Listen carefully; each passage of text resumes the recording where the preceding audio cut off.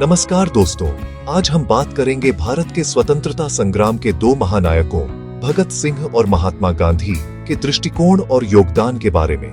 ये दोनों अपने समय में एक ही लक्ष्य के लिए काम कर रहे थे, ब्रिटिश हुकूमत से स्वतंत्रता, लेकिन उनकी रणनीति, विचार और तरीके अलग थे। 1. जीवन परिचय। महात्मा गांधी का जन्म 2 अक्टूबर 1859 को पोरबंदर, गुजरात में हुआ।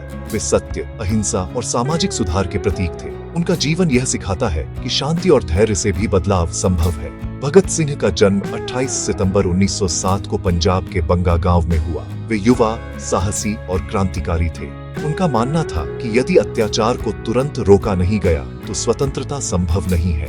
2. विचार और दृष्टिकोण में अंतर।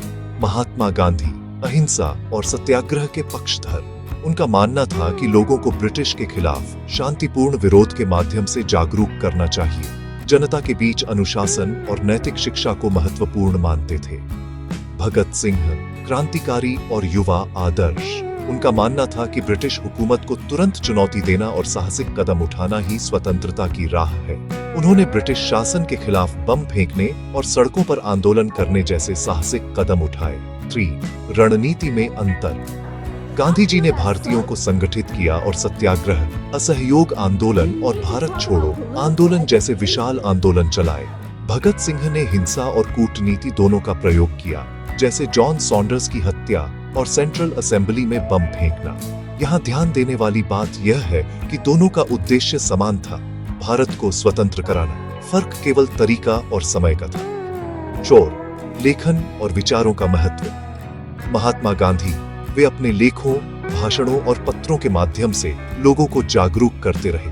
उनकी पुस्तकें और हिंद स्वराज आज भी प्रेरणा देती हैं। भगत सिंह जेल में रहते हुए उन्होंने Why I Am an Atheist और अन्य लेख लिखे, जिनमें उन्होंने धर्म, समाज और स्वतंत्रता पर अपने विचार रखे। यानी गांधी शांतिपूर्ण जागरूकता फैलाते थे, जबकि भगत सिंह ने युवा मन में साहस और क्रांति की भावना जगाई। 5. बलिदान और प्रेरणा। महात्मा गांधी लंबी उम्र जीकर स्वतंत्रता आंदोलन का नेतृत्व किया और दुनिया को अहिंसा का संदेश दिया।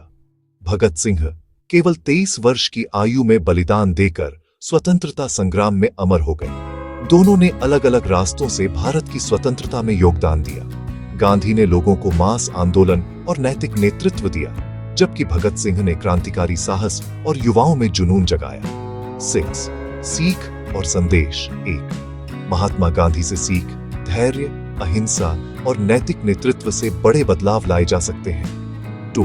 भगत सिंह से सीख, साहस, निडरता और न्याय के लिए आवाज उठाना भी जरूरी है। 3. दोनों ने यह साबित किया कि स्वतंत्रता केवल बल या केवल अहिंसा से नहीं आती, बल्कि हर रास्ते की अपनी भूमिका है। निष्कर्ष, भगत सिंह और महात्मा गांधी दोनों ही आज भी हमारे लिए प्रेरणा है। वे हमें यह सिखाते हैं कि विचार, साहस और नैतिकता तीनों मिलकर ही किसी भी लक्ष्य को संभव बना सकते हैं। अगर युवा इन दोनों दृष्टिकोणों को समझें और अपने जीवन में अपनाएं, तो समाज में सकारात्मक बदलाव लाया जा सकता है।